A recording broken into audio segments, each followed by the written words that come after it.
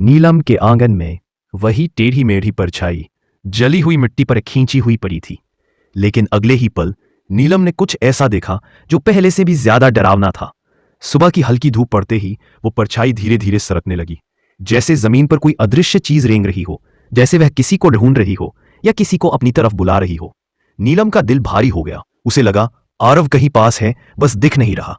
रात होते ही उसके घर के बाहर फिर वही अजीब खुरचने की आवाज शुरू हो गई, पर इस बार आवाज फर्श पर नहीं, दीवार की ऊंचाई पर हो रही थी, जैसे कोई अदृश्य आकृति ऊपर चढ़ती जा रही हो। नीलम ने खिड़की की दरार से बाहर झांका और वही काली जली हुई परछाई अब दीवार पर चढ़ती दिखी, लेकिन उसका आकार पहले से दोगुना था।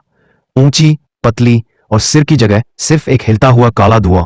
परछाई नीचे उतरी, बिल्कुल नीलम के सामने खड़ी हो गई, और फिर कुछ ऐसा हुआ जिसे इंसानी समझ से बाहर माना जाता है। परछाई दो हिस्सों में बंटने लगी, एक छोटी, एक लंबी। छोटी छाया पूरी तरह आरव जैसी लगी और लंबी वाली वही पुरानी टेढ़ी मेढ़ी। लंबी छाया धीरे धीरे झोपड़ी के पीछे गायब हो गई, जबकि छोटी छाया उस जगह खड़ी रह गई जहां आरव खड़ा हुआ करता था। सुबह नीलम बाहर गई। मिट्टी बुरी तरह खरोंची हुई थी, जैसे किसी ने सारी रात उंगलियों से जमीन खोदी हो। बीच में एक टूटा हुआ मोबाइल पड़ा था, आरव का, और स्क्रीन पर बस एक ही फोटो खुली थी, नीलम के सिरहाने। वही लंबी मुड़ी तुड़ी परछाई खड़ी थी, जिसने तस्वीर क्लिक होने के वक्त उसके पीछे खड़े हो